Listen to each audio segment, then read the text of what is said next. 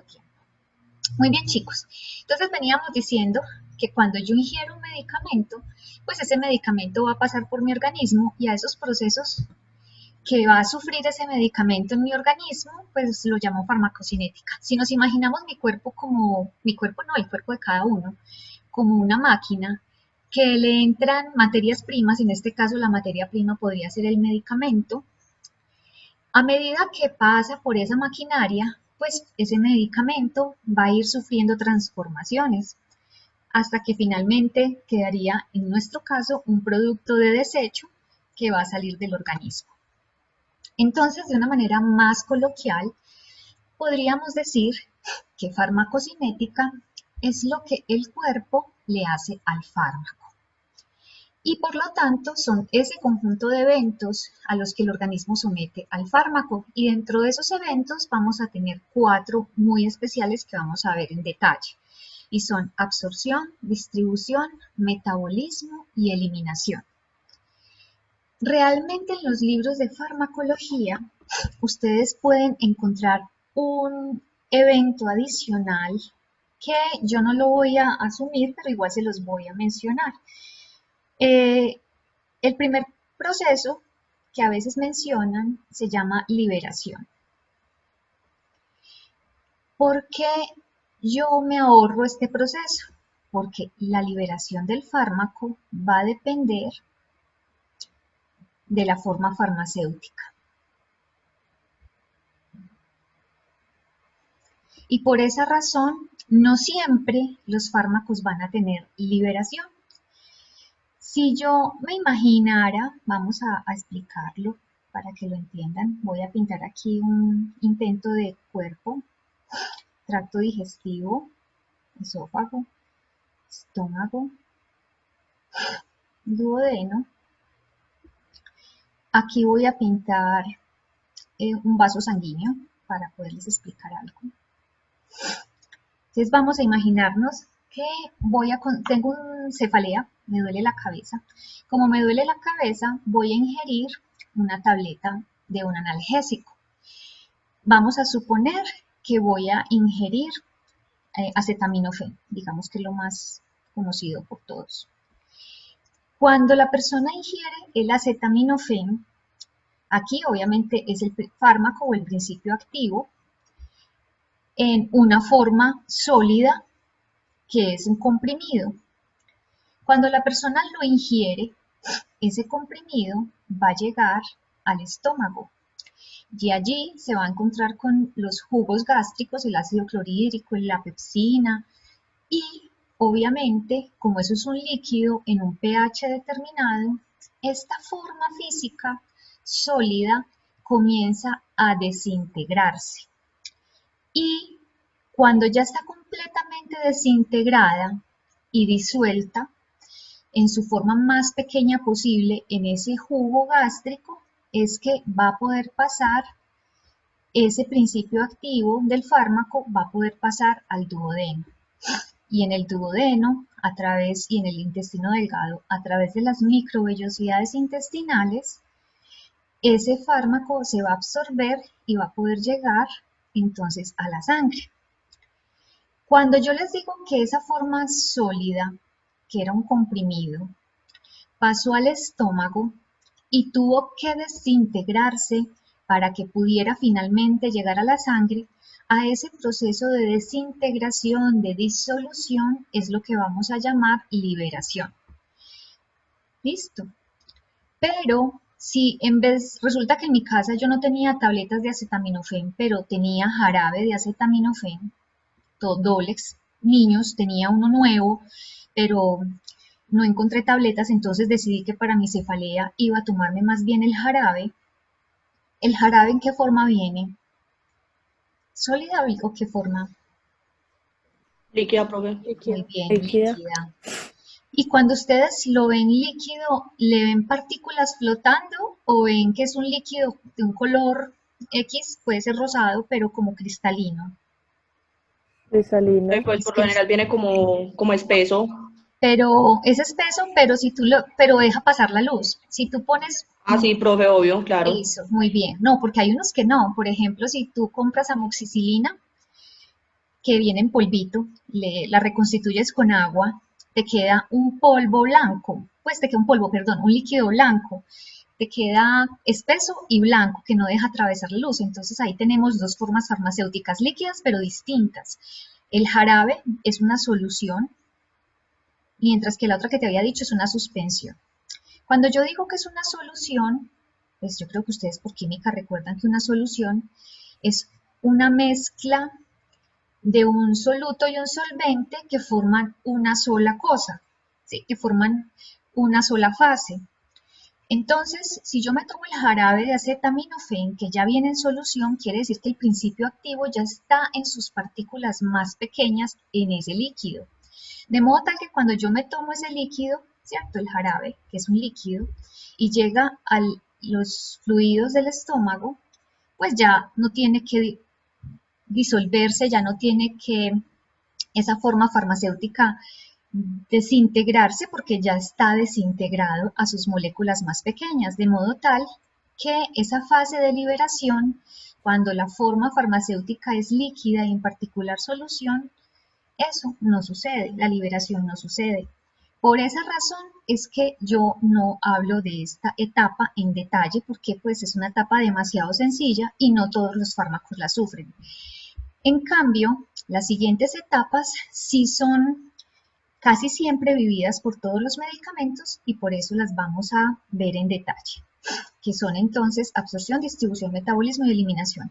En los libros, entonces, cuando les hablan de farmacocinética, ustedes van a ver que usan esta sigla ADME, ¿cierto? ADME para referirse a esos 4 procesos.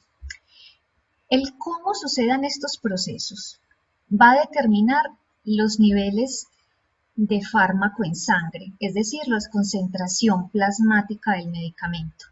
Por ejemplo, para el caso que veníamos diciendo del acetaminofén en comprimido, resulta que yo tenía dolor de cabeza, pero yo no sabía que me estaba dando una infección viral gastrointestinal. Cuando me tomé la tableta de acetaminofén para mi cefalea, pues como tenía una infección gastrointestinal, me dieron náuseas y vómito e inmediatamente boté la tableta. Si esa tableta me la ingerí, la deglutí, pero por una razón ajena a mi voluntad salió de mi cuerpo antes de tiempo, ¿será que se absorbió? ¿Será que parte de ese medicamento logró llegar a sangre? ¿Cierto que no?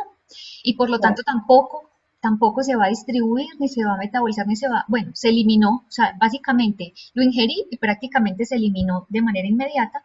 Entonces, obviamente, va a haber poquita concentración plasmática del medicamento o quizás ninguna. Lo mismo si yo tuviera una diarrea y al tomarme el medicamento, pues pasa tan rápido por el sistema digestivo, porque está muy acelerado el peristaltismo, que no alcanza a hacerse este proceso de pasar a sangre. Y entonces todo eso va a modificar la concentración plasmática del medicamento.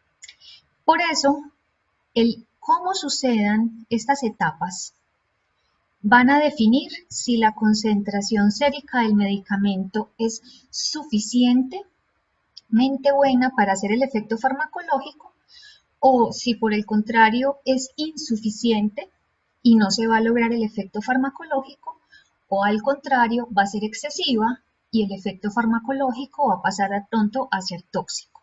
Entonces por eso tenemos que entender cada una de esas etapas. Si de pronto no me comprenden algo, chicos, me preguntan, ¿sí? No se preocupen, que yo trataré de, entonces me voy para la pizarra. Aquí yo estoy tratando de pintar sobre las diapositivas para irme para la pizarra, pero si la necesitamos, me dicen.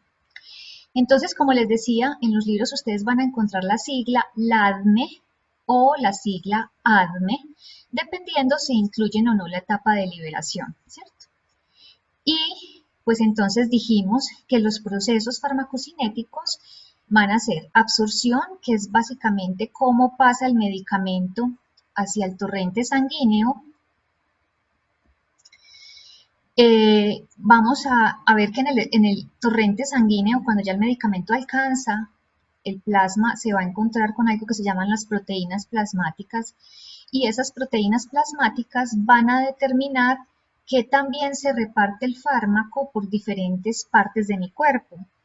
Una vez que el fármaco se haya repartido, se haya distribuido por todo mi organismo y se haga el efecto farmacológico, pues ya no es necesario, digamos, que el fármaco siga activo, más bien necesitamos deshacernos del fármaco para que no siga haciendo efecto, y entonces vendría que el fármaco regresa a sangre, pero regresa para ser metabolizado. Del proceso de metabolismo quedan unos productos que vamos a llamar en su conjunto metabolitos, y estos metabolitos generalmente son los que sufren el proceso de eliminación para que el fármaco ya no esté más en mi cuerpo. Entonces vamos a ver en detalle, uno por uno, estos eventos, y vamos a empezar con el primero, que se llama absorción.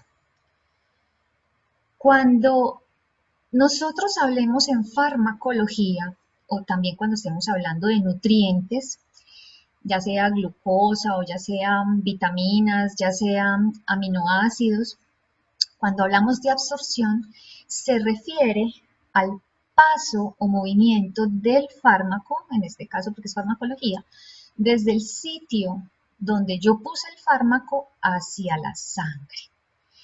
Entonces, teniendo en cuenta que es cómo el medicamento llega a sangre, eso va a depender de dónde puse yo el medicamento. Ahorita pusimos el medicamento en el tracto gastrointestinal, en el ejemplo que habíamos puesto.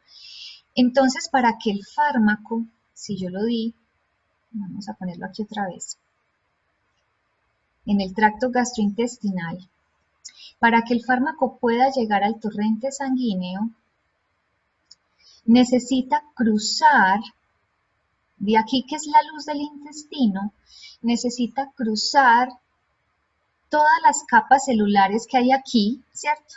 Todas las membranas celulares que hay ahí, para poder que finalmente pueda llegar aquí a la sangre.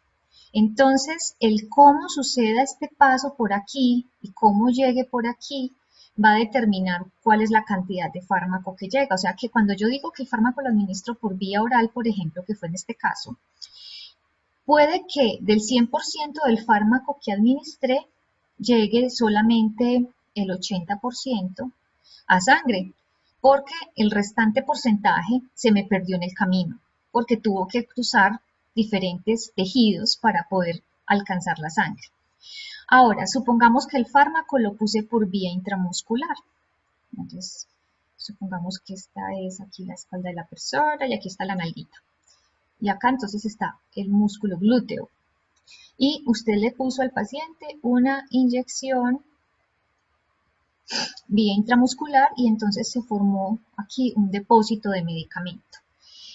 El músculo es un tejido ricamente vascularizado, tiene muchos vasos sanguíneos que lo irrigan, por lo tanto el fármaco va a tener menor dificultad de pasar de aquí del depósito hacia el vaso sanguíneo porque tiene que cruzar menos capas, digámoslo así.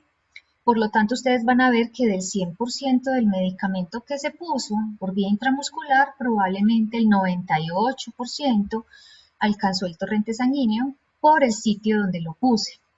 Ahora, si yo pongo directamente el medicamento en el torrente sanguíneo, ¿cierto? Como pasa con los medicamentos por vía venosa, ¿qué va a pasar con la absorción? ¿Qué creen ustedes? ¿Se dará absorción? Dime.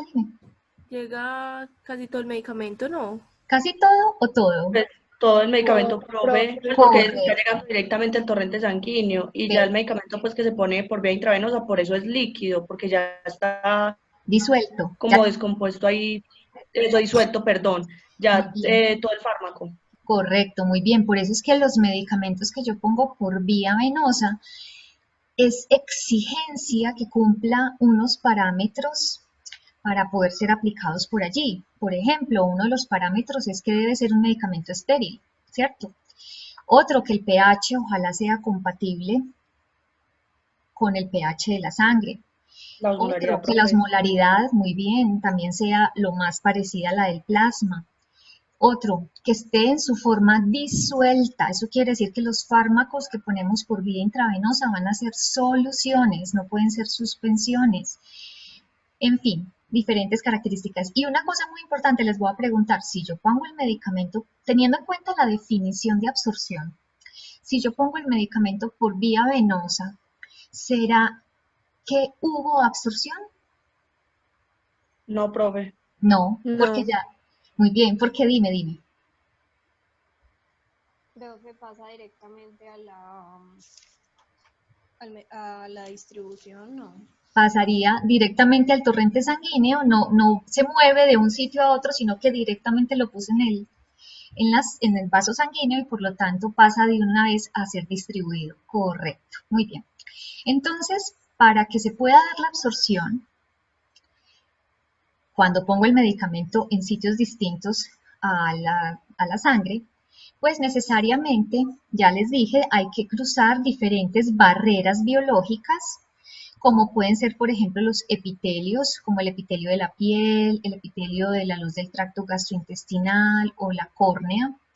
Hay que cruzar adicionalmente el endotelio capilar y hay que cruzar también membranas celulares. Entonces, aquí en esta imagen vemos diferentes barreras que necesita cruzar el fármaco para poderse absorber y también en algunos casos distribuirse. Si yo puse el medicamento en el tracto gastrointestinal, como habíamos dicho, pues tiene que cruzar obviamente todos los epitelios del tracto gastrointestinal hasta que llegue aquí adentro al vaso sanguíneo. Pero para poder llegar al vaso sanguíneo, el fármaco también tiene que cruzar a través de estas células que son las que recubren finalmente la capa más interna de los vasos, que se llama el endotelio, ¿cierto? Estas son células endoteliales. Y esta imagen me gusta porque les muestra que las células endoteliales están junticas una de la otra, pero no están adosadas o pegadas una con otra, solamente están vecinitas, están tocándose una con otra. Por lo tanto, el fármaco suele aprovechar estos espaciecitos que hay entre célula y célula para cruzar fácilmente y no tener que atravesar pues por toda la capa de la célula, por toda la capa lipídica, sino que aprovecha estos espacios entre célula endotelial y célula endotelial. Entonces, así es que el fármaco prefiere cruzar, por ejemplo, por endotelios. Cuando tiene que cruzar la membrana celular, pues necesariamente se va a encontrar con esta bicapa lipídica que tienen las células, que enseguida vamos a recordar elementos importantes, porque esta bicapa lipídica como tal de la membrana celular va a ser uno de los elementos que va a afectar notoriamente si el fármaco puede llegar con facilidad o no al interior de la célula. Entonces vamos a ver qué cosas especiales tiene esta membrana. Y una de las barreras más difíciles de cruzar que tienen los medicamentos se llama la barrera hematoencefálica. ¿Y por qué en particular esta barrera sí se llama barrera? Mire que las demás no, las otras ya dijimos membranas o células endoteliales, aquí hablamos de la barrera hematoencefálica. Resulta que esto es una verdadera barrera o un verdadero limitante, porque ese es el vaso sanguíneo. Esto que ven aquí, esta luz que ven acá es la luz del vaso. Esto es un capilar que va hacia el sistema nervioso central. Y los capilares del sistema nervioso central tienen una característica muy importante que no la tienen los demás capilares del cuerpo. Y es que las células endoteliales, que aquí la vemos, esta que les estoy tratando de señalar aquí, esta es la célula endotelial, las células endoteliales están muy estrechamente unidas unas con otras, uniones estrechas.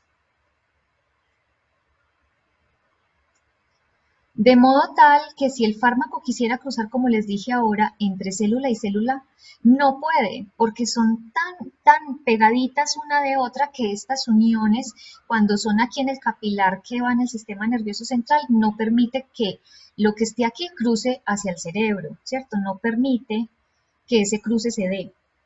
Esa es una de las características de la barrera hematoencefálica, que las células endoteliales tienen uniones muy estrechas que dificultan el paso del fármaco. Adicionalmente, las células que se llaman pericito, que también están en otros vasos sanguíneos, en los vasos capilares de la barrera hematoencefálica, los capilares que llegan al cerebro, están mucho más fijas, con uniones más estrechas, entonces también, ya fuera de que es difícil cruzar la célula endotelial, va a ser difícil cruzar el pericito. Adicional a eso, encontramos entonces los astrocitos, que son estas que ven en amarillo. Recuerden que el astrocito es una neurona especializada que da soporte a todo a este sistema capilar, y este astrocito pues es un piecito, miren, es como una manito que abraza al vaso, al capilar, haciendo que entonces ya sean 3 las capas que habría que cruzar. Y adicionalmente, después del astrocito se encuentra la microglía, que también son neuronas, pero que estas neuronas, su especialidad no es tanto la transmisión de señales, sino la función fagocítica. O sea que las microglías son células de neuronas de defensa para el sistema nervioso central. Entonces miren que si un fármaco quisiera llegar al cerebro, al tejido nervioso encefálico, le va a dar mucha dificultad porque va a tener que atravesar realmente muchas capas para poder llegar allí. O sea que muy pocos fármacos tienen la capacidad de cruzar allí, y por eso es que la barrera hematoencefálica se llama como tal barrera hematoencefálica. Profe, ¿Ya era para admitir a alguien o tienes una pregunta? sí, para una pregunta. Dime. Es que no me acuerdo si fue en el semestre antepasado que pasó que la barriga sueño. No sé si es error. ¿Me repites, porfa, que te escuché entrecortado? Entonces te entendí una parte, que el semestre pasado algo del sueño, pero no entendí más. Profe, Dime. el semestre pasado hablábamos de que cuando los medicamentos cruzaban la barrera hematoencefálica producían sueño. Cuando se ¿Qué más? Bueno, está bien, no todos los fármacos que cruzan la barrera hematoencefálica producen sueño, no todos, pero sí una gran cantidad.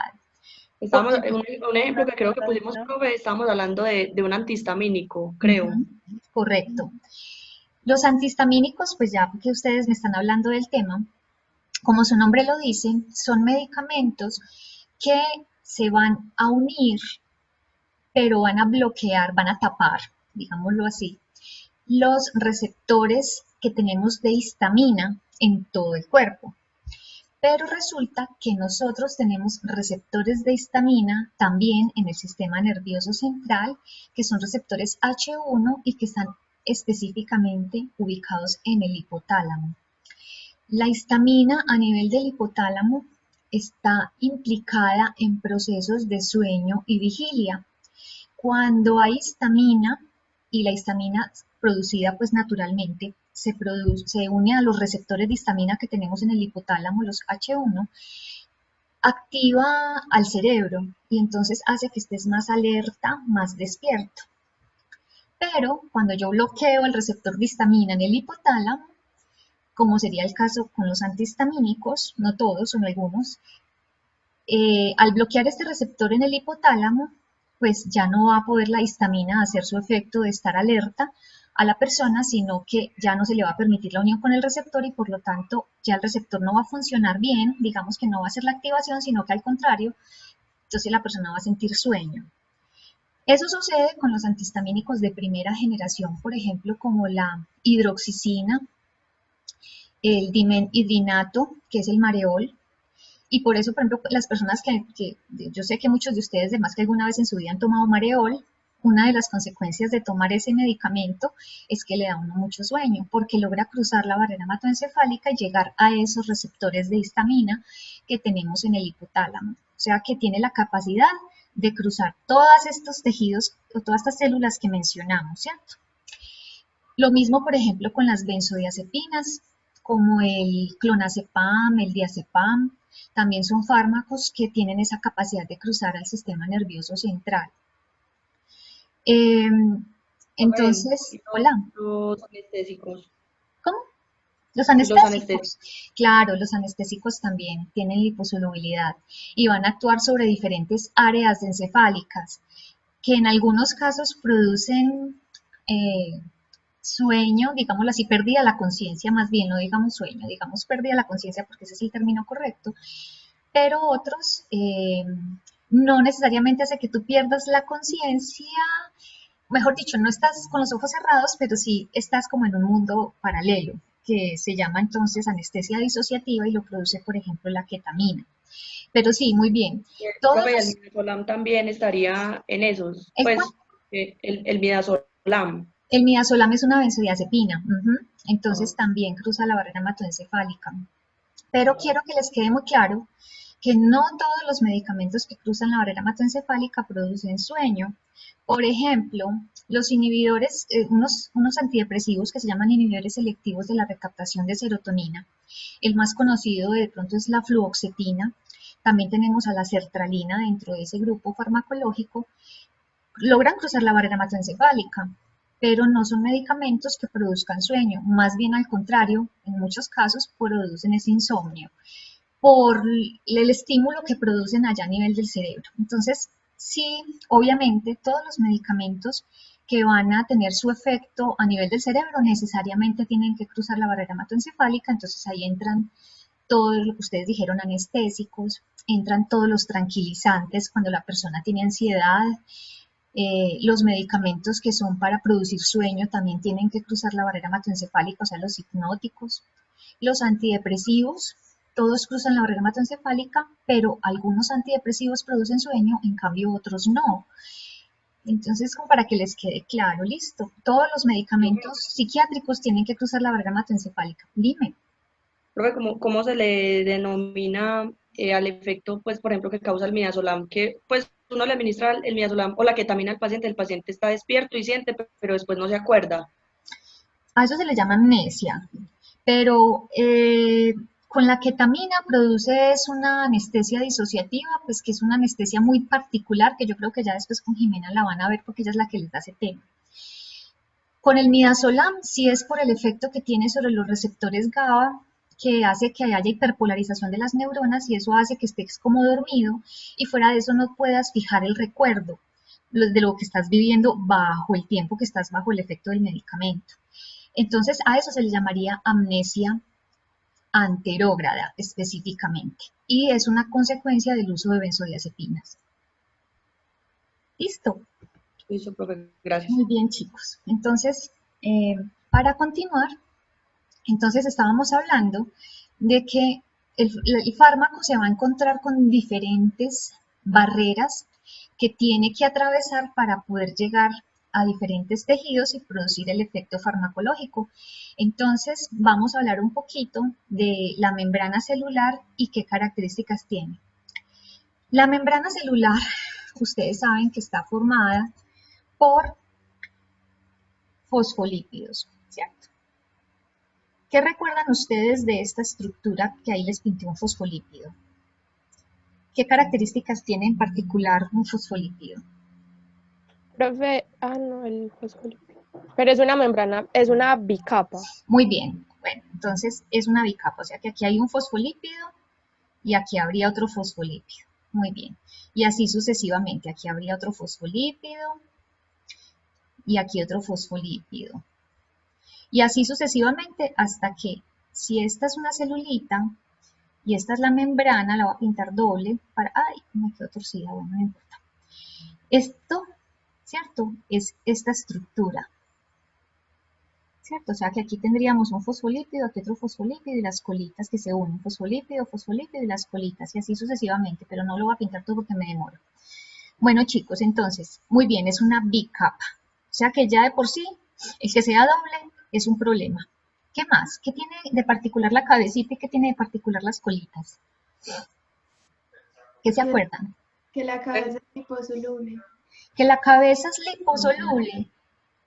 Pues no, que solo da el paso Es como que sí, a los, pues como a las cosas liposolubles. sí, sí. Bueno, Ácidos grasos. bueno, entonces los ácidos grasos, ¿dónde están? ¿Aquí arriba o están aquí en la cola? Bueno, los ácidos grasos son las colas. Muy bien. Acuérdense que cuando uno pinta químicamente un ácido graso, generalmente lo pinta así, ¿cierto?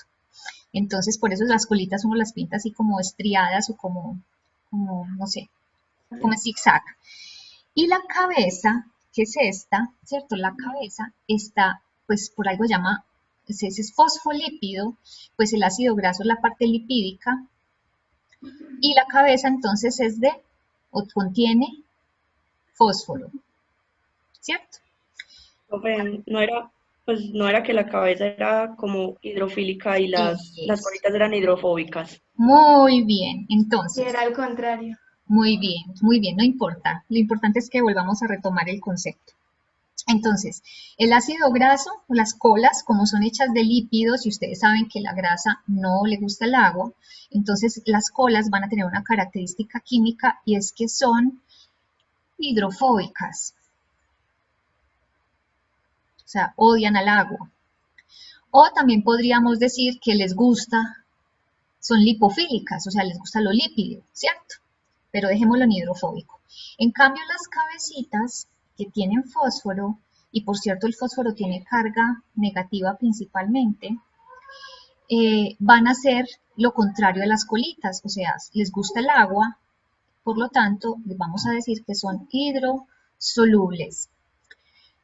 Precisamente por esa característica de tener la cabeza hidrosoluble y las colas hidrofóbicas, es que la membrana tiene la organización que tiene, porque ustedes deben saber que nosotros somos un 60% agua y que esa agua que tenemos está un agua intracelular y un agua extracelular.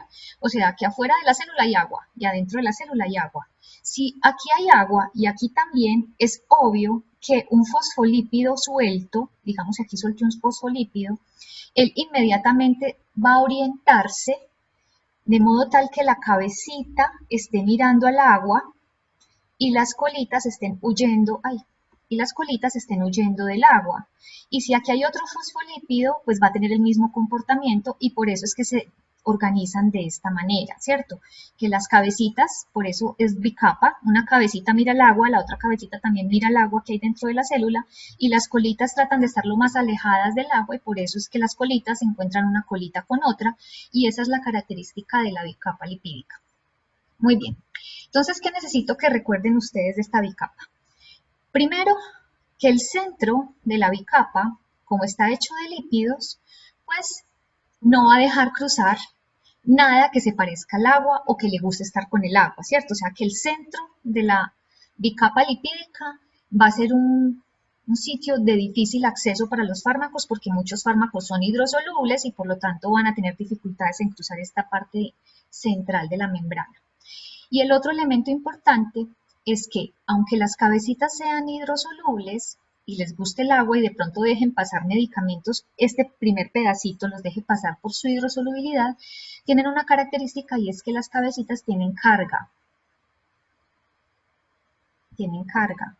De hecho, ustedes saben que la membrana celular está cargada y que la carga del interior con respecto al exterior es más negativa, ¿cierto? Eso lo recuerdan por fisiología. Sí, profe. Muy bien, esas cargas están dadas por estas cabecitas de fosfolípidos y además por las proteínas pues que tiene la membrana, que esas proteínas pues pueden tener, por ejemplo, azúcares, ¿cierto? Y esos azúcares pueden entonces también tener cargas y por eso generalmente el exterior de la membrana, aunque es negativo por los fósforos, por los azúcares que puede tener pegaditos ahí, pueden tener algunas cargas positivas y entonces cuando uno compara el interior de la membrana con el exterior, adentro es más negativa que el exterior. Muy bien, entonces recuerden que la membrana celular está cargada y que fuera de eso el centro es lipídico y dificulta el paso de los fármacos. Entonces, ¿qué vamos a decir teniendo en cuenta estas características de los fosfolípidos? Y es que para atravesar la bicapa lipídica, ¿cierto? Para poder cruzar este centro lipídico que habíamos hablado, lo ideal es que el fármaco tenga buena liposolubilidad para que estas colitas lo dejen cruzar sin mucho problema. Entonces podemos decir una regla general de la farmacología Recuerden que toda regla tiene su excepción, pero esta es una regla, y es que a mayor liposolubilidad de un fármaco, mayor penetración de la membrana celular. O sea, no va a pelear con nada de la membrana y va a poder cruzar fácilmente al interior de las células sin mucha dificultad. Por eso es que, por ejemplo, las benzodiazepinas que habíamos mencionado ahora, son estructuras químicas bastante liposolubles y por eso pueden penetrar incluso la barrera hematoencefálica. Lo mismo que los anestésicos que ustedes me habían mencionado ahorita, son medicamentos que tienen mucha liposolubilidad y por eso cruzan fácilmente. Y este cruce que se haría sin pelear con nada de la membrana celular, pues llamaríamos a ese cruce simplemente difusión pasiva. Pero chicos, en la vida nada es fácil, ustedes saben, ¿cierto? Y así como en la humanidad tenemos gente gordita, gente flaquita, gente alta, gente bajita, gente blanca, gente oscurita, gente de muchos colores, vamos a encontrar que con los fármacos nos pasa lo mismo. Entonces, no todos los fármacos son liposolubles. Y si el fármaco no es liposoluble, pues ya sabemos que no va a poder cruzar las membranas por difusión pasiva. Entonces, ¿cómo podría cruzar el fármaco si no tiene esa característica? Entonces vamos a ver los diferentes mecanismos de transporte que tenemos con los medicamentos.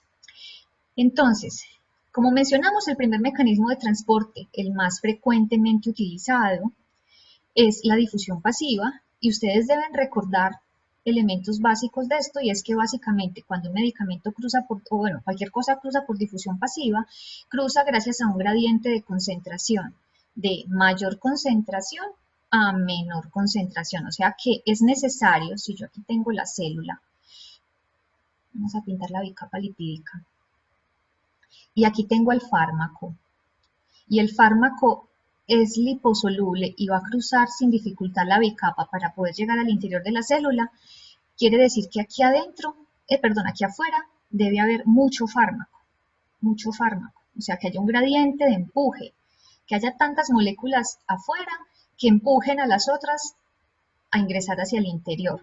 A eso se le llama un gradiente de concentración. Y recuerden que cuando el gradiente se iguala, es decir, hay el mismo número de moléculas adentro que afuera, pues ya deja de haber difusión, ¿sí?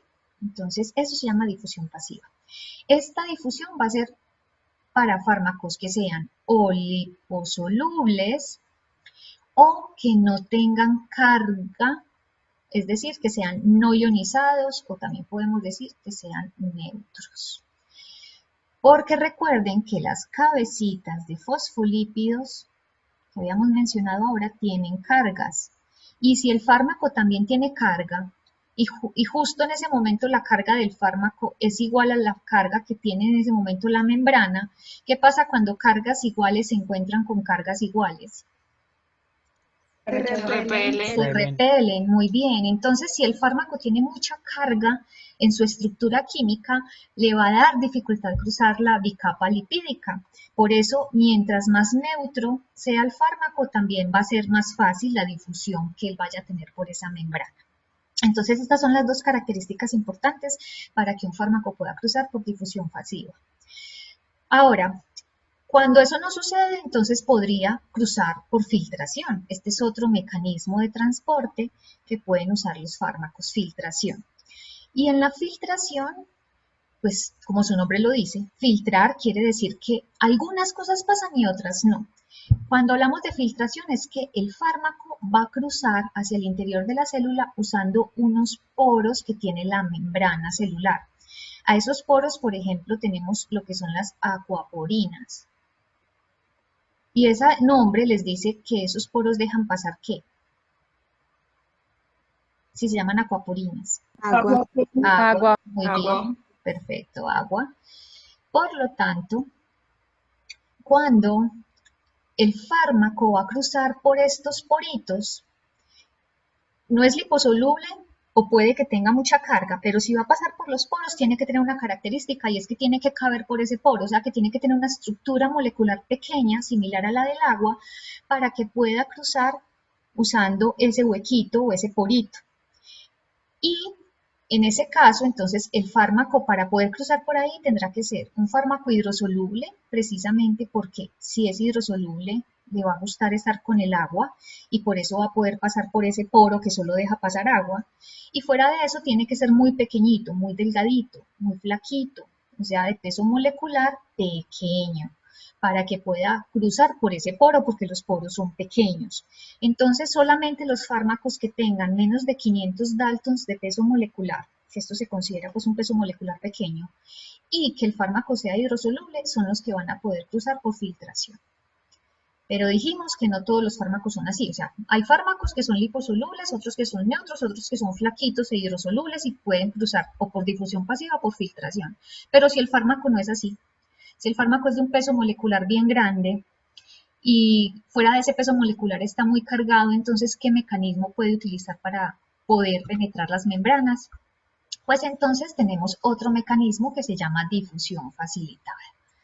O sea que puede el fármaco usar este mecanismo para ingresar cuando no puede ingresar por filtración o por difusión pasiva.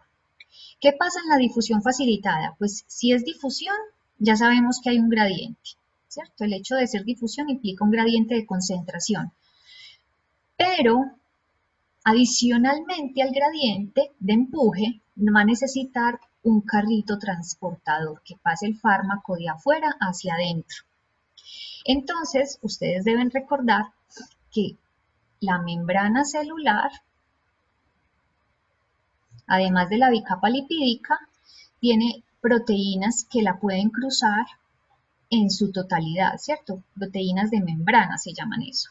Y esas proteínas de membrana que cruzan la totalidad, todo el espesor de la bicapa lipídica, pueden actuar, por ejemplo, como canales que dejan cruzar cosas, o pueden actuar como otros carritos que pasan las cosas de un lado a otro, como cotransportadores o sin portadores. Entonces, si yo tengo el fármaco, que es muy grandote, de peso molecular grande, y aquí ese es el fármaco, ¿cierto? Y obviamente vamos a tener mucho fármaco aquí afuera, o sea que va a tener el gradiente de empuje, pero él no logra cruzar por difusión ni por poros, por el tamaño, entonces puede usar este canal, por ejemplo, o este transportador que lo lleve al interior. Entonces ahí, cuando necesita usar un transportador, un canal o una proteína que lo pase de un lado al otro, es que vamos a decir que usó difusión facilitada. ¿Listo? ¿Cuál es el problema? Profe, Hola. acá el gradiente también es de mayor a menor concentración. Sí, ahí también el gradiente debe ser de mayor concentración, pongamos aquí uno solo para que te des cuenta que aquí hay más moléculas, ¿cierto? Mayor concentración a menor concentración. ¿Cuál es el problema? Imagínense este carrito, se los voy a pintar de una manera diferente. Esto es una patineta.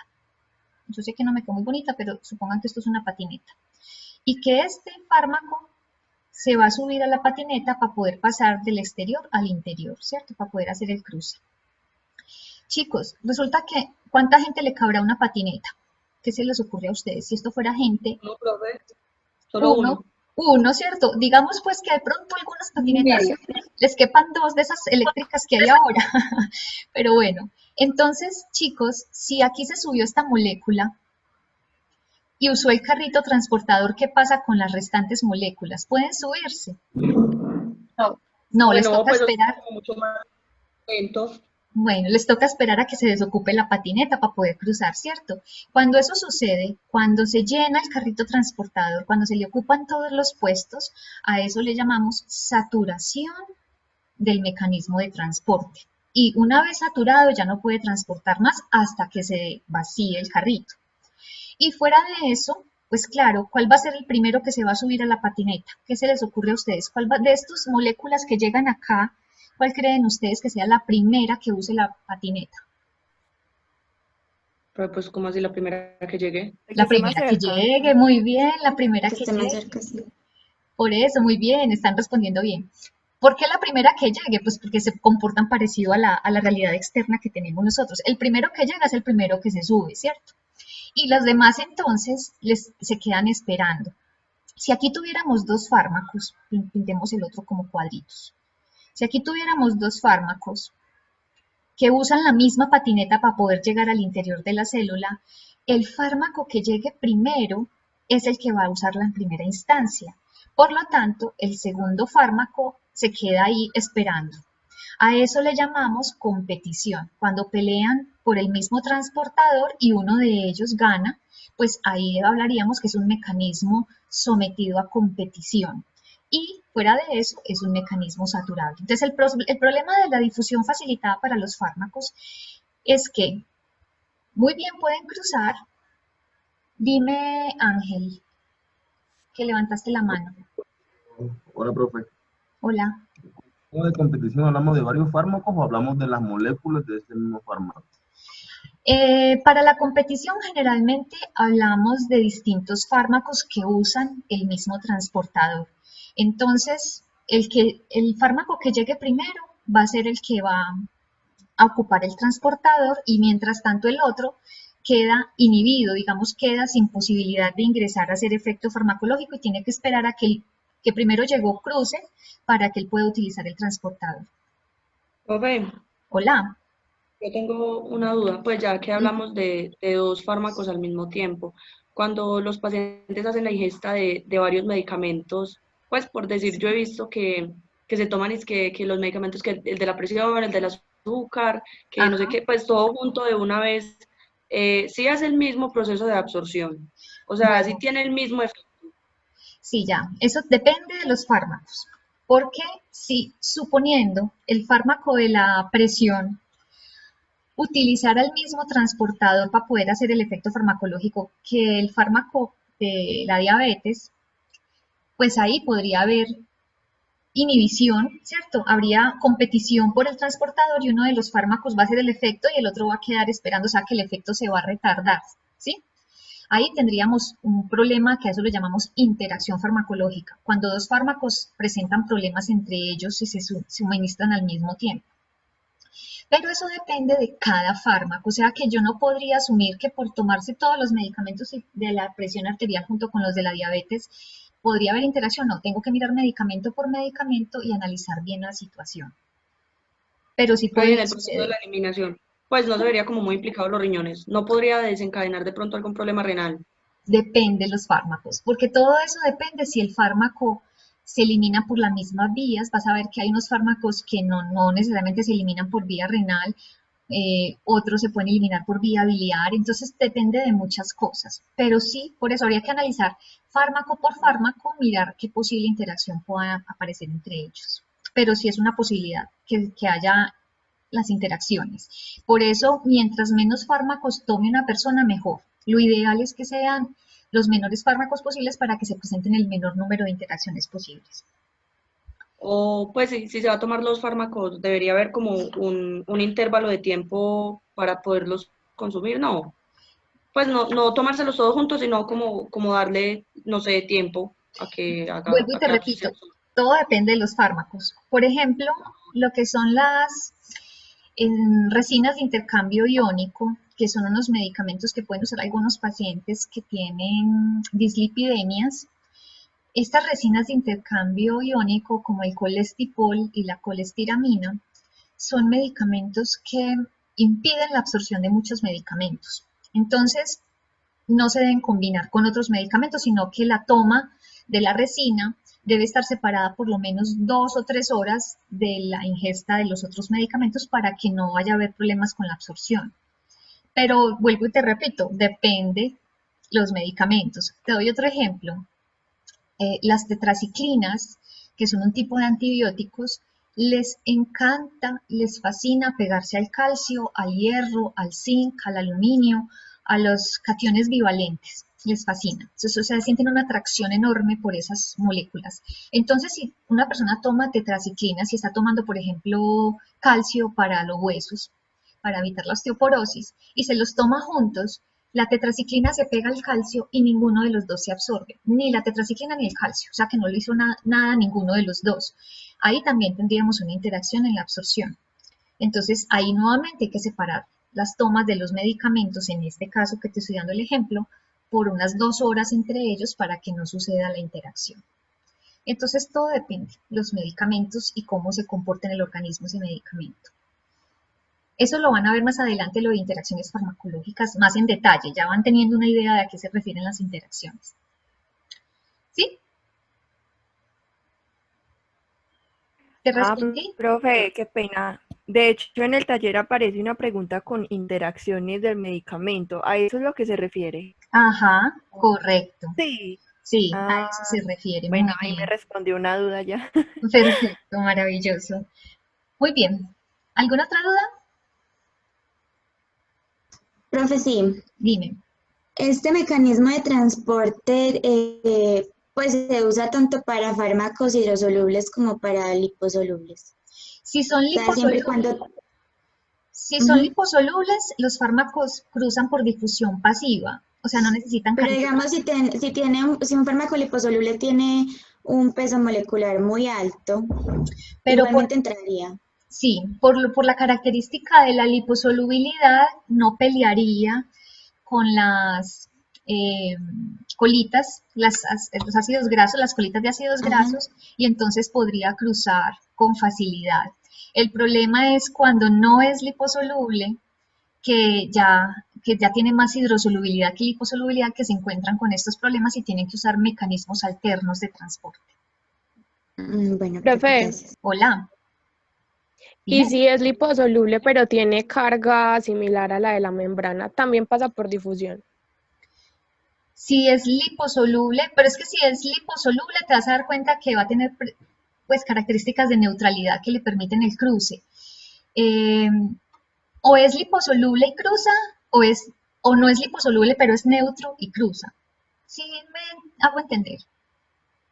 O sea, para Sí, cruzar profe. por difusión pasiva tiene que cumplir una de dos características, o ser liposoluble, y por ser liposoluble cruza sin problema, o dos, si no es liposoluble, ser neutro.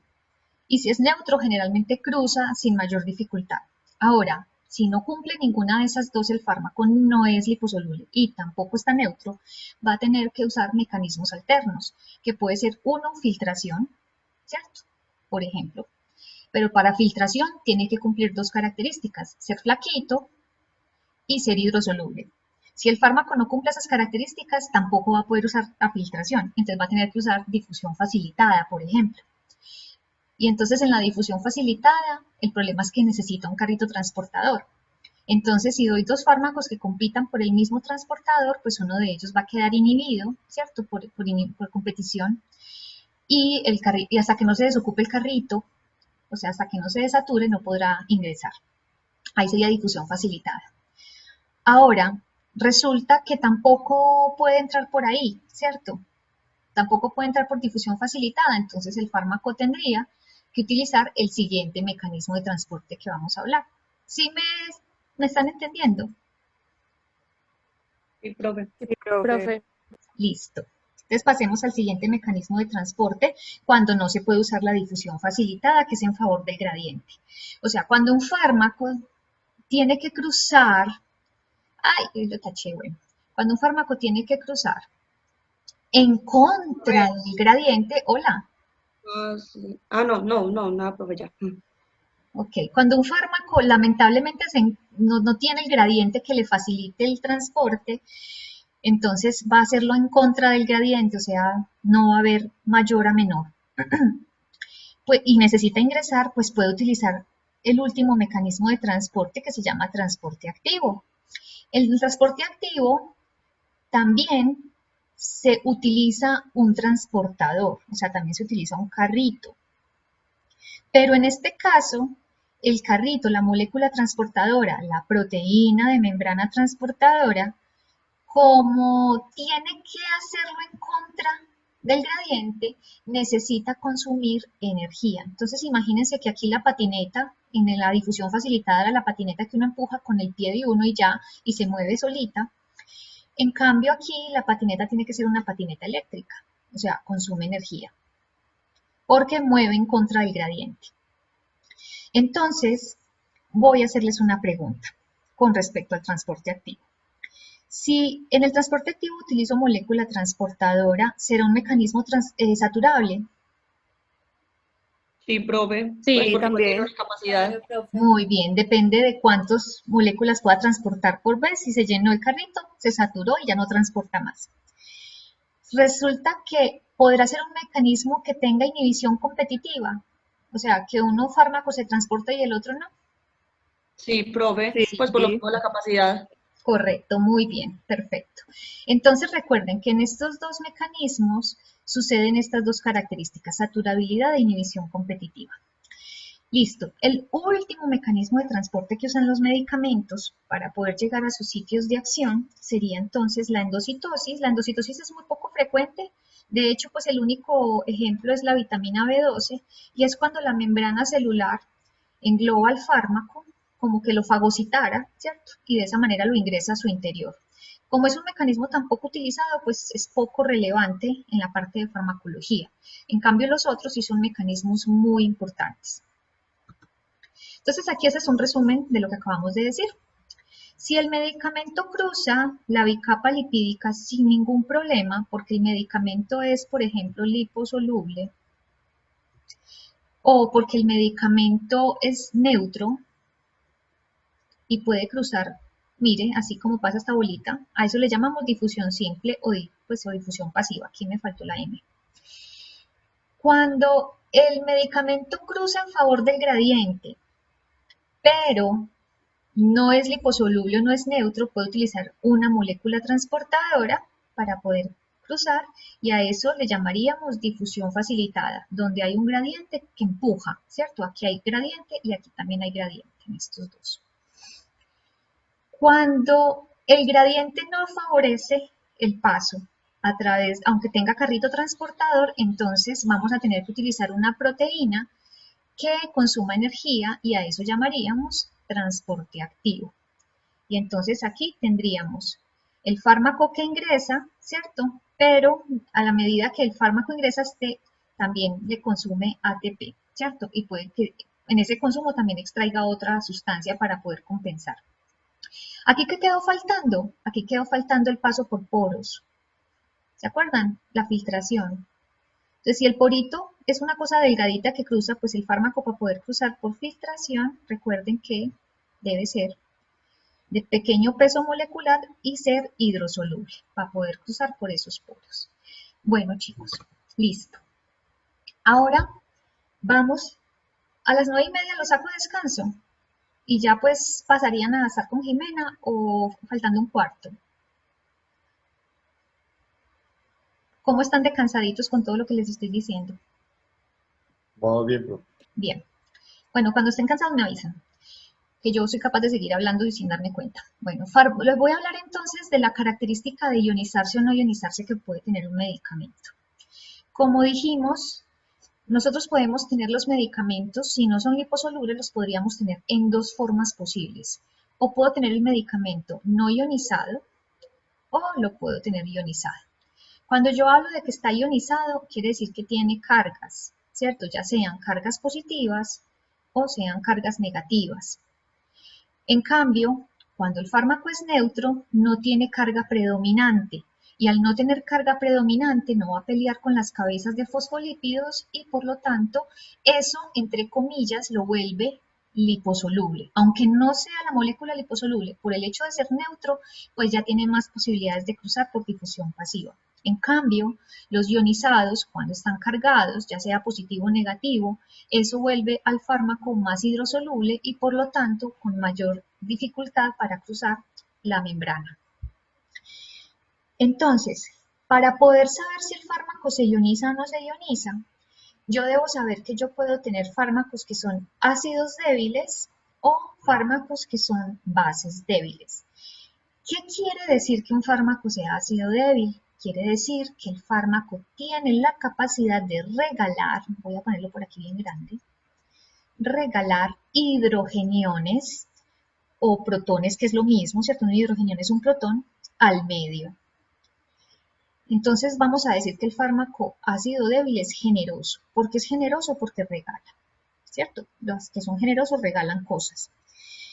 En cambio, vamos a decir que un fármaco es una base débil cuando es agalludo. Voy a poner por aquí, agalludo. Es decir, le gusta agarrar todo lo que haya en el medio. ¿Y qué es lo que agarra? Agarra hidrogeniones. Entonces miren la gran diferencia entre un ácido débil y una base débil. El ácido regala hidrogeniones, la base acepta los hidrogeniones. Ahora, ¿de qué depende de que el fármaco regale cuando es un ácido o acepte cuando es una base? Va a depender del medio. Y entonces ustedes me dirán, ¿qué es lo que tiene que tener el medio para que suceda una cosa o la otra? Pues va a tener que tener un pH determinado.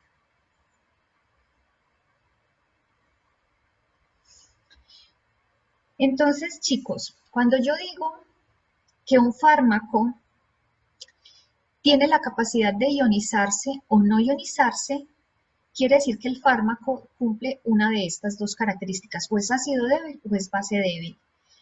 Es decir, que él puede pasar el fármaco de su forma ionizada o cargada,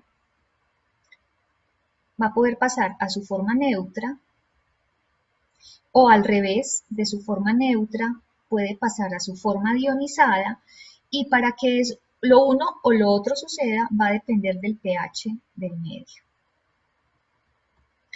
Entonces, para poderles explicar esto, esta vez sí voy a usar la nueva función, la pizarra. Les voy a explicar acá más o menos a qué se refiere. Cuando yo digo que un fármaco es un ácido, vamos a ver acá, ácido débil, dijimos que regala hidrogeniones. Y dijimos que un fármaco puede ser una base débil. Y cuando dijimos que era una base es porque acepta hidrogeniones.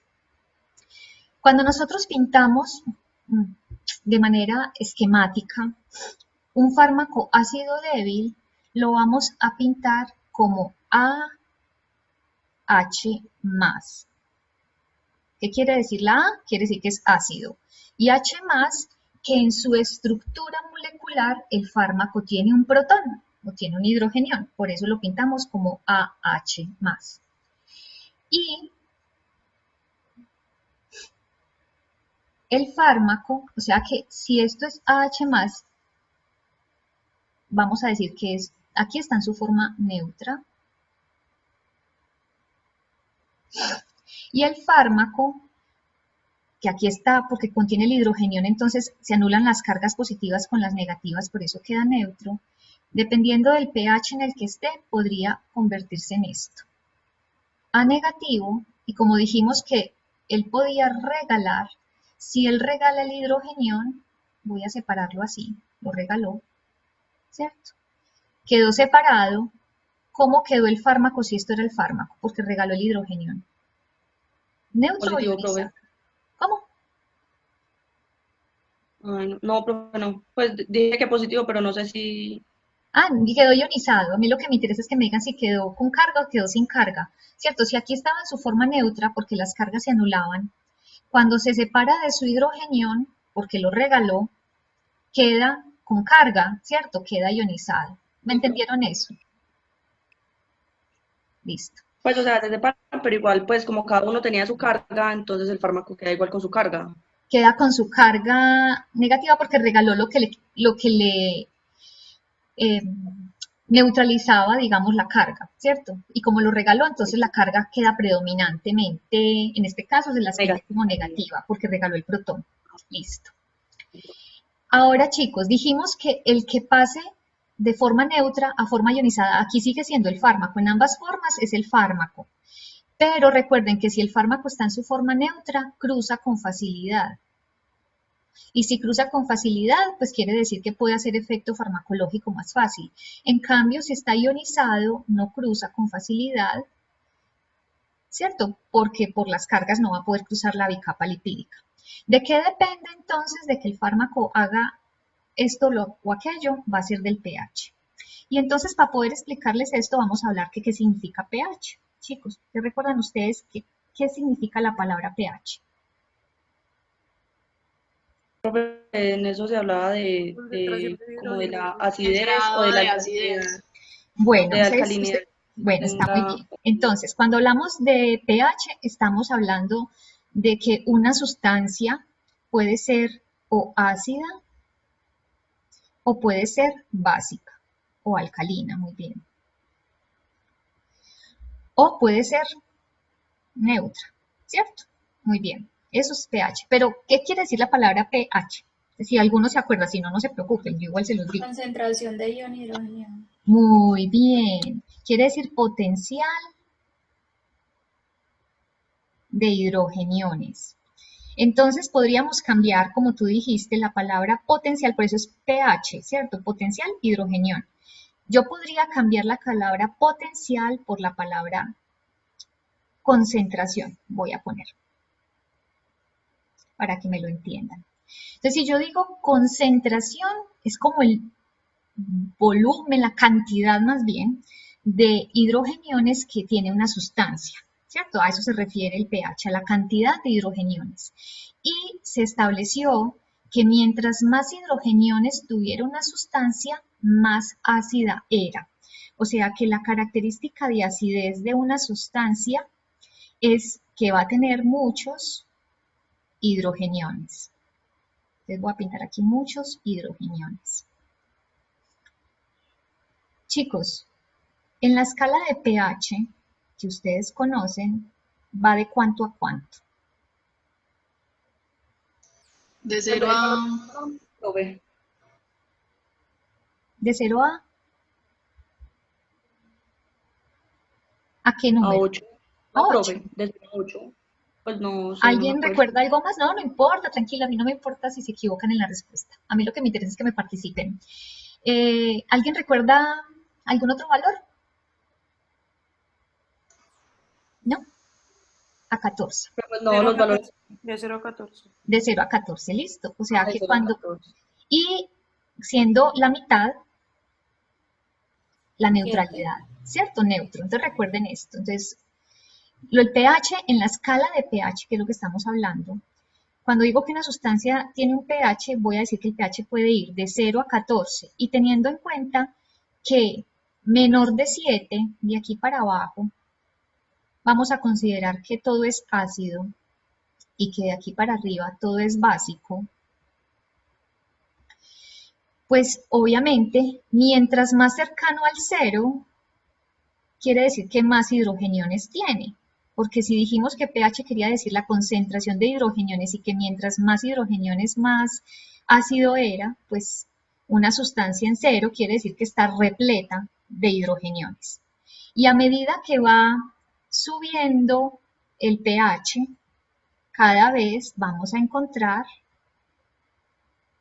vamos por aquí otro, cada vez vamos a encontrar menos hidrogeniones. ¿Me entienden el esquema? ¿Sí? De modo tal que el 14 prácticamente no tiene nada de hidrogeniones. ¿Sí? ¿Vamos bien en la explicación?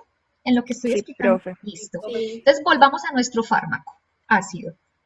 Si yo les dije que el fármaco ácido es neutro cuando posee en su estructura el hidrogenión, pero que dependiendo del pH del medio, él podría regalar el hidrogenión, ¿en qué medio, teniendo en cuenta esta explicación, creen ustedes que él regalaría su hidrogenión? Porque pobrecito el medio no tiene hidrogeniones.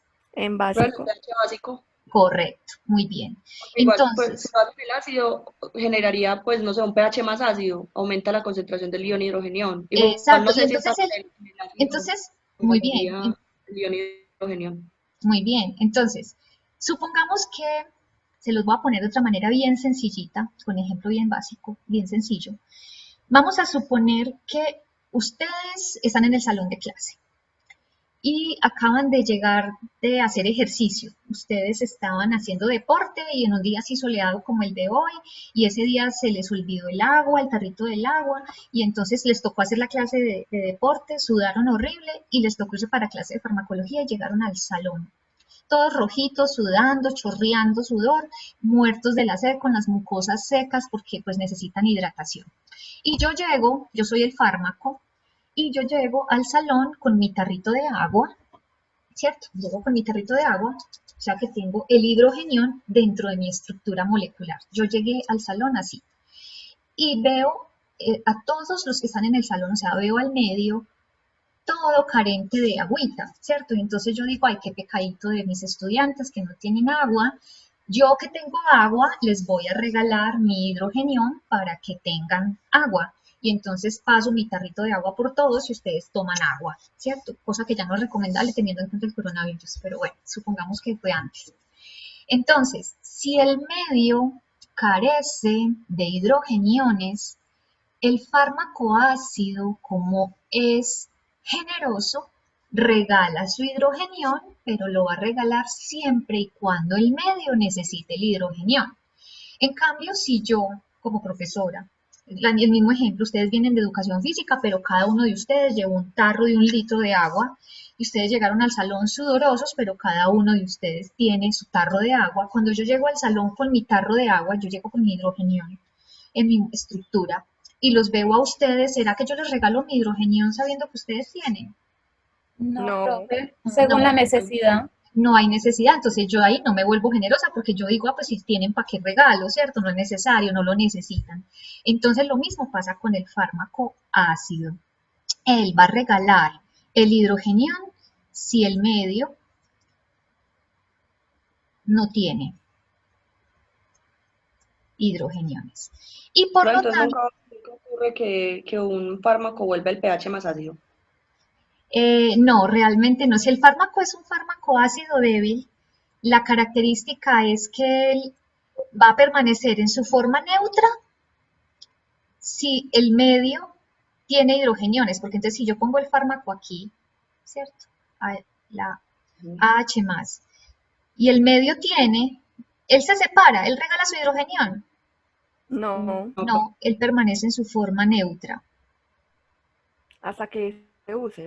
Pero si yo pongo el fármaco en un medio básico, aquí metí el pobre fármaco, ¿cierto?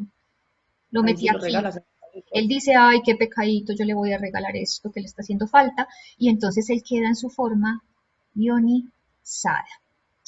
Entonces, ¿en cuál de estos dos pHs se va a absorber más fácil, va a cruzar más fácil membranas biológicas el fármaco ácido débil? ¿En un pH ácido o en un pH básico? Neutro. Ácido. En el pH Básico. ácido. Porque acuérdense que está en su forma neutra y la forma neutra es la que cruza. ¿Sí? ¿Vamos bien? ¿Se acuerdan que la forma neutra es la que cruza membranas biológicas? O sea que si yo pongo el medicamento ácido débil en un pH ácido que no necesita hidrogenión, él va a permanecer en su forma neutra y va a cruzar más fácilmente membranas biológicas y de esa manera pues o se va a absorber más fácil o se va a distribuir más fácil por el organismo. En cambio, si yo pongo el fármaco ácido débil en un medio que no tiene hidrogeniones, él va a regalar su hidrogenión al medio, ¿cierto? Para que el medio tenga hidrogeniones y él va a quedar en su forma ionizada. Y al quedar en su forma ionizada, no cruza membranas biológicas porque por la carga va a pelear con las cabezas de fosfolípidos. ¿Sí? Y por lo tanto va a tener más dificultad de llegar al sitio de acción. ¿Me entendieron?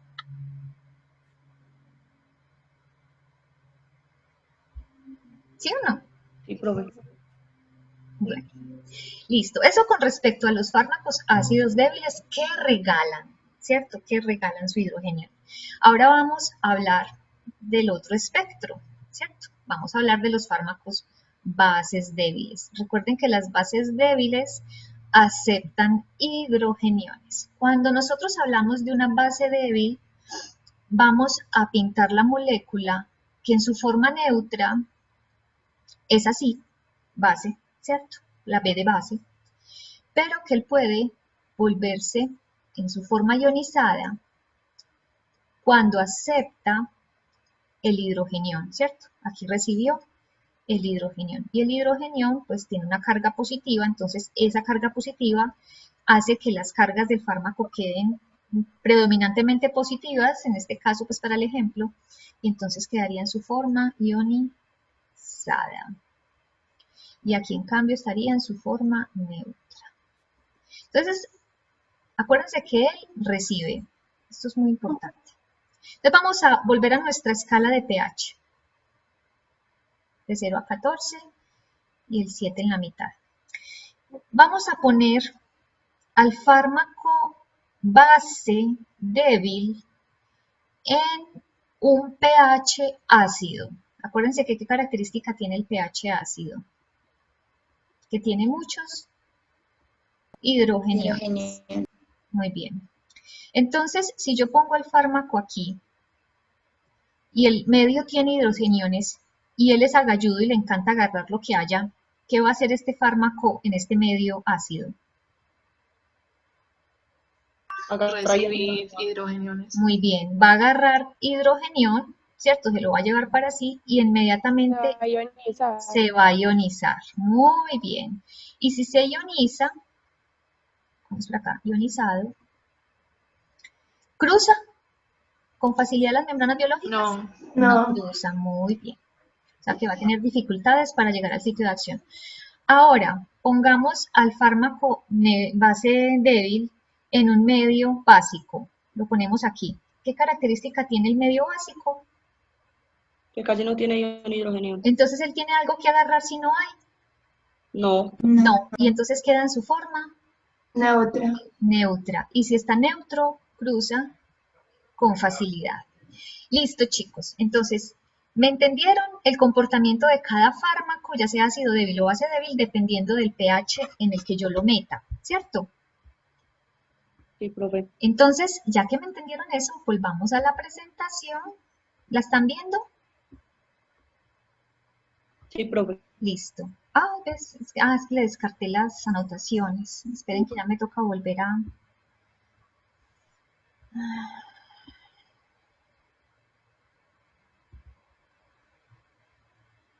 compartir.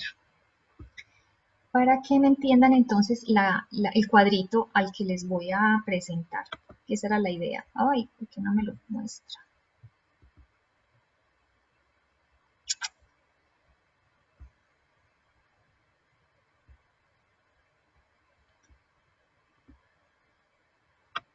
Ay, chicos, no sé por qué no me lo muestra. Bueno, el cuadrito era muy sencillo. Básicamente es el fármaco. Esperen, yo vuelvo acá a ver qué pasó. Es que no me acepta ponerlo grande. Ah, ya. Ya. ¿Lo ven? ¿Ven la presentación ahora sí? Sí, pero no el cuadro, profe. ¿Ya lo ven? Sí, profe. Listo, gracias. Es que como a veces me da dificultad que me pase. Bueno, entonces ese es el cuadrito. Entonces voy a decir, el fármaco, el pH del medio donde voy a meter el fármaco y la capacidad que tiene el fármaco de ionizarse o no ionizarse. Recuerden que el ácido débil es el que regala hidrogeniones. En cambio la base acepta hidrogeniones. Entonces, si yo pongo el fármaco ácido débil en un medio ácido, recuerden que el medio ácido tiene hidrogeniones, entonces el fármaco no se ioniza porque no tiene que regalar nada y al no ionizarse queda en su forma neutra. No regala porque el medio tiene, ¿cierto? Entonces es muy fácil aprendérselo, pero yo no se los quería poner de la manera fácil, sino que yo quería que comprendieran el porqué. Entonces yo voy a decir que un fármaco ácido débil en un medio ácido queda en su forma neutra, y en su forma neutra recuerden que cruza membranas y por lo tanto hace más fácilmente, encuentra más fácilmente pues dónde hacer el efecto, o se distribuye más fácil. En cambio, si meto el fármaco ácido débil en un medio alcalino, recuerden que el medio alcalino no tiene hidrogeniones, entonces el ácido débil regala su hidrogenión y al regalarlo queda en su forma ionizada y entonces no cruza. Entonces, ácido débil en medio alcalino no cruza membranas biológicas. Ahora, la base débil, recuerden que aceptaba hidrogeniones. Por lo tanto, si yo lo meto en un medio ácido que tiene hidrogeniones, va a aceptar el hidrogenión e inmediatamente va a quedar en su forma ionizada. Y si queda en su forma ionizada, no va a poder cruzar. En cambio, si meto la base débil en un medio que no tiene hidrogeniones, él va a quedar en su forma neutra y por lo tanto va a cruzar membranas biológicas. Entonces queda muy fácil. Ácido con ácido, neutro y se absorbe. Base con base, neutro y se absorbe. Lo contrario, no se absorbe. ¿Listo? ¿Entendieron el cuadro? Sí, profe. Y el razonamiento. Profe, Hola. ¿usted nos puede mandar esa grabación de la clase, por Sí, favor? yo subo todo esto a YouTube. Ay, ve la clase pasada, es que como la clase pasada se me cayó varias veces, yo no sé si finalmente quedó bien la grabación. No la miré, pero yo normalmente les monto esto a YouTube, y les subo la presentación al campus. Sobre todo este tema, pues que es más complejo que el anterior. Muy bien, yo se la subo, yo les prometo que ahorita me pongo a hacer eso. Bueno, chicos, entonces, voy a hacer una pregunta si me entendieron lo que acabamos de decir. De acuerdo a lo que acabo de explicar, ¿dónde se absorberá mejor la aspirina? La aspirina, pues como su nombre realmente lo dice, es ácido acetilsalicílico. Si es ácido acetilsalicílico, ¿será un fármaco ácido débil o base débil? Chicos, Por ahí dice que ácido Ácido débil. débil. es ácido, ¿cierto? El mismo nombre se los dice. Muy bien.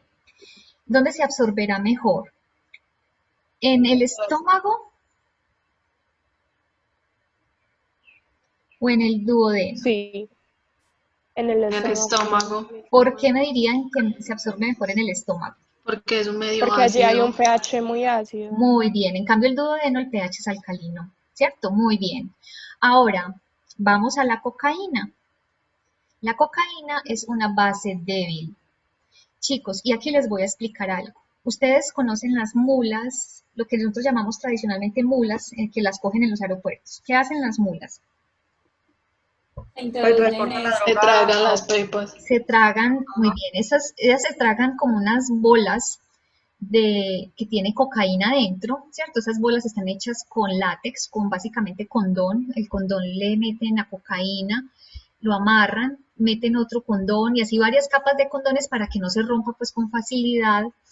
Y esta persona llena todo su tracto digestivo de esas bolas. Por esa razón ellos tienen que estar en ayunas cuando van a tragarse esas bolas y tienen que tener un entrenamiento previo de cómo tragarse eso entero. Entonces los entrenan con uvas gruesas, las más grandes se encuentran, las untan de aceite y ellos aprenden a tragarse las uvas enteras para que después sean capaces de tragarse esas bolas llenas de cocaína. Y entonces el tracto digestivo de la persona, el objetivo es que esa bola, si este es el estómago y este es el intestino, ustedes saben que el intestino tiene más o menos 7 metros de longitud, la idea es que esas bolas queden en todo el tracto digestivo, llenando cada parte de esos 7 metros de bolas, para que puedan cargar lo más que puedan, ¿cierto? Ese es el objetivo. Entonces tengan en cuenta cuál es el pH del duodeno y del intestino delgado, que ya se los dije. ¿Qué pasará si una de estas bolas se rompe y la cocaína lo mata? Porque el pH, ¿cómo es? Alcalino, ¿cierto? Es un medio alcalino. ¿Y cómo es la cocaína? Es también una base. Por lo tanto, si la base débil llega a un medio alcalino, queda en su forma neutra, cruza fácilmente las membranas del intestino, llega a la sangre y mata a la persona de una. Por eso es que es tan importante que ellos expulsen rápidamente esas bolas para que no se rompan, porque si se rompen los mata de inmediato. Y por eso lo llevaron a la cárcel. Pues antes de llevarlos a la cárcel hay que llevarlos a la clínica que boten todo eso, porque si no, pues mientras lo llevan a la cárcel se le explota eso y de pronto lo mata. ¿Listo? Entonces la idea es judicializarlo, ¿no? Y salvarle la vida. Realmente pues el objetivo es salvarle la vida. Ya la judicialización será pues por lo ilegal que hizo. ¿Les queda claro esto? ¿Sí? Lo de la importancia del pH para que... Profe, una pregunta. Dime. Dime, dime. Y pues no sé si soy muy ignorante. ¿Por dónde botan las bolas? O como, Por vía pues, fecal. Les ah, dan laxante y entonces las expulsan por el recto. No, Hacen no poposito. importa. Chicos, lo más maravilloso que puede tener una persona es la curiosidad y el deseo de saber. O sea, que no importa la pregunta que me hagan, desde que yo tenga manera de resolverla, porque pues sé, si no sé, pues también les diré que no sé. Eh, no les dé pena preguntarme. Yo prefiero que pregunte porque así como tú tienes esa duda, la podría tener otro y estamos aumentando el conocimiento. Entonces no se achanten por preguntar. Yo pregunto mucho y me gusta mucho que participen. Bueno, chicos, entonces aquí les estoy mostrando un listado de medicamentos. Traté de escoger dentro del listado que tenía disponible los más comunes para ponerles para que ustedes supieran qué medicamentos son ácidos débiles y qué medicamentos son bases débiles, para que tuvieran una idea. Entonces, por ejemplo, el ácido acetilsalicílico, la ampicilina, que son medicamentos muy utilizados, la furosemida, que es un diurético, el ibuprofeno también es un ácido, la warfarina, que es un anticoagulante, también es un ácido, el fenobarbital, que es un antiepiléptico, es ácido, la fenitoína, que es otro antiepiléptico, también es ácido, y miren, el acetaminofén también es ácido. Todos estos medicamentos son ácidos débiles, o sea que en teoría, de acuerdo a lo que acabamos de ver, se deben absorber más fácilmente cuando el medio en el cual se suministran es un medio ácido. Y en cambio estos, terbutalina, que es un broncodilatador, la atropina, que sirve pues para bradicardias severas, el propanolol, que sirve para pacientes con problemas del corazón, bueno, el salbutamol es parecido a la terbutalina, sirve para los pacientes asmáticos. Miren, la difenidramina es un antihistamínico, que ahorita estuvimos hablando de ellos. Su barrera hematoencefálica profunda. Eso, muy bien, perfecto. Entonces, todos estos son bases, todos estos medicamentos son bases débiles. Ahora, yo aquí les puse un parámetro farmacológico de los medicamentos que se llama, ve aquí me quedó mal escrito, es pK con H chiquita, sí, pK. El pK, chicos, no es el pH del medicamento, no. Acuérdense que un medicamento no se mide en la escala de pH. Un medicamento se dice que es ácido débil siempre y cuando regale su hidrogenión, si el medio lo necesita, y se considera que el fármaco es base si acepta hidrogenión, ¿cierto? Esa es la característica de ser ácido o ser básico para los fármacos. Pero hay una forma de determinar qué tanto se va a ionizar o no el medicamento y a eso le vamos a llamar el pK del medicamento. ¿Y qué quiere decir el pK? El pK quiere decir, por aquí se los voy a poner, pK quiere decir el pH en el cual el 50% del fármaco está ionizado y el otro 50% está neutro. Eso es lo que quiere decir pK. Entonces, ¿cómo interpreto yo este dato del pK? Yo voy a coger, por ejemplo, al ibuprofeno, que es un medicamento que ustedes conocen. Yo ya sé que el ibuprofeno es un fármaco ácido, por lo tanto, regala hidrogenión. Ahora, ¿qué quiere decir el 4,4? ¿Qué quiere decir que tenga un pK de 4,4? Quiere decir que si yo meto al ibuprofeno en un pH de 4,4, voy a garantizar que el 50% del ibuprofeno va a estar ionizado, pero el otro 50% va a estar neutro. Y por lo tanto, pues este va a ser el porcentaje que se va a absorber o que se va a distribuir. ¿Listo? Entonces, ¿sí me entendieron lo que quiere decir pK? El pK es simplemente como un valor en el cual yo sé que el 50% del fármaco está ionizado y el otro 50% está neutro. Pues es el valor de pH. Hola. Y en el caso de los, pues ahí porque está 4 por 4, pues se sabe que 50 y 50. Y por ejemplo, en el que está 3,9, 3,5. Listo, pues es el 3,5. pH. O sea, por ejemplo, a ver, cojamos uno, la ampicilina. Listo. Cojamos este que es un valor, que yo sé que ustedes han oído hablar de la ampicilina, que es un antibiótico, ¿cierto? Un tipo penicilina. Entonces, ¿qué quiere decir? Yo ya sé que la ampicilina es ácido, o sea, que regala. Ahora, ¿qué quiere decir el 2,5? Que si yo meto a la ampicilina en un pH de 2,5, el 50% de la ampicilina va a estar neutra y el otro 50% va a estar ionizado. O sea que por lo menos garantizo que el 50% se absorba. Pero es una pregunta. Dime. Pero entonces, en el caso de la ampicilina, si lo metemos en un medio en un pH de, no sé, 1.5, ¿qué valor aumentaría? ¿El neutro o el que se ioniza? Mientras más ácido, aumenta el porcentaje de neutralidad.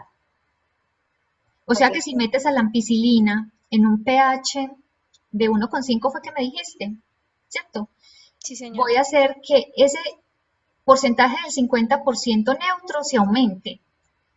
¿A qué valor? Pues si hay una forma de determinar el valor, pero eso pues no importa para la farmacología de nosotros, no es necesario calcular esos valores. Mejor dicho, si algún día de pronto lo quieren, pues me piden una asesoría y yo les explico más o menos cómo hacerlo, pero no es tan importante. Lo importante es que sepas que mientras más bajito el pH con respecto al pK, quiere decir que voy a aumentar el porcentaje de moléculas neutras. O sea que si yo meto la ampicilina en un pH de 1,5, le aumento la proporción de moléculas neutras, favoreciendo aún más su absorción.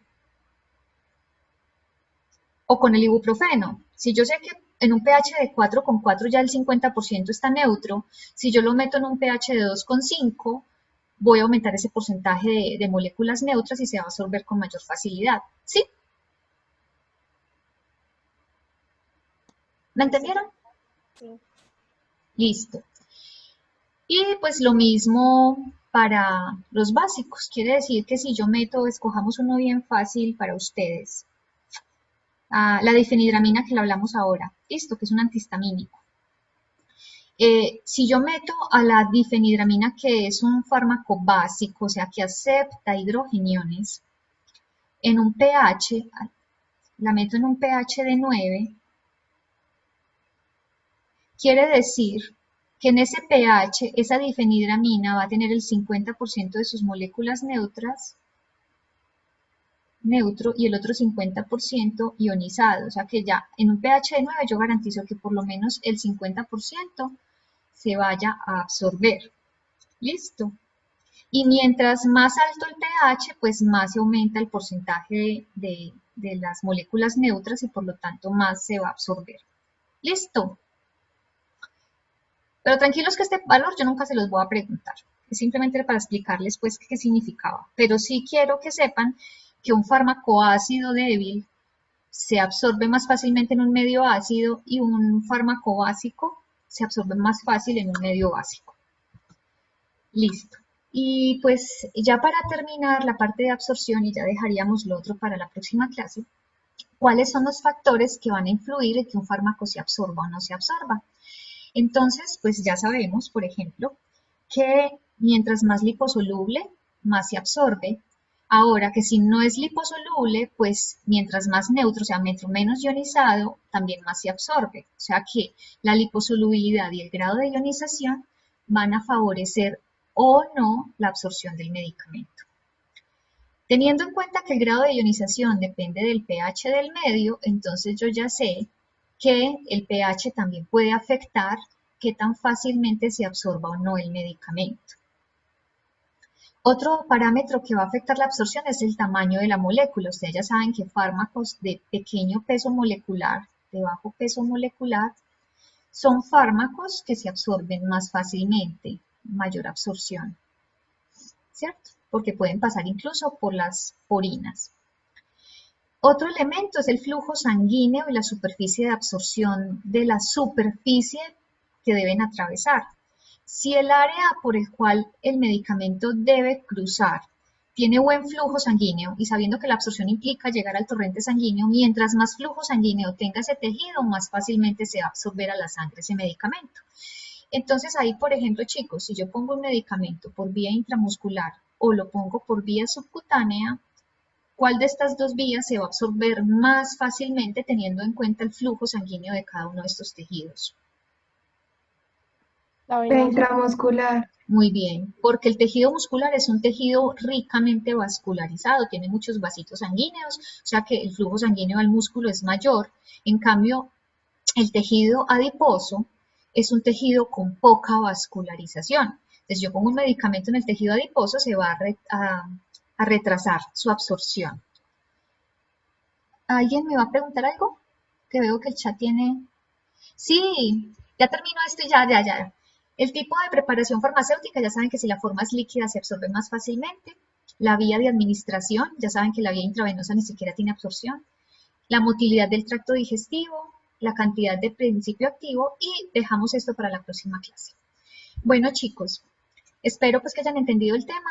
Le dicen a Jimena pues que lo saqué que 5 minutos antes, yo no sé, 8 minutos antes para que les dé otro ratico de descanso. Venga, yo miro si ella me escribió. Espero que hasta ahora me hayan entendido. Para la próxima clase necesito que repasen el tema, por favor, para que y ojalá adelanten las diapositivas, así no entiendan mucho, simplemente para que vean más o menos qué vamos a ver en la próxima clase. Profe, yo en la página del CES no vi las diapositivas. No, ve qué raro. Profe, yo tampoco. Bueno, entonces yo enseguida miro a ver si ya me dieron la clave. Es que he tenido problemas para que me asignen la clave, porque tuve una el semestre pasado y entonces como que se confundieron y ya no me acepta ninguna el campus. Y se la subo. Y si no, pues yo le digo a Jimena que la suba, listo. Bueno, chicos, entonces muchas gracias. Descansen este ratico y nos vemos la próxima clase. Cualquier pregunta me la pueden hacer por WhatsApp en esta semana. Listo. Gracias, profe. Muchas gracias. Chao.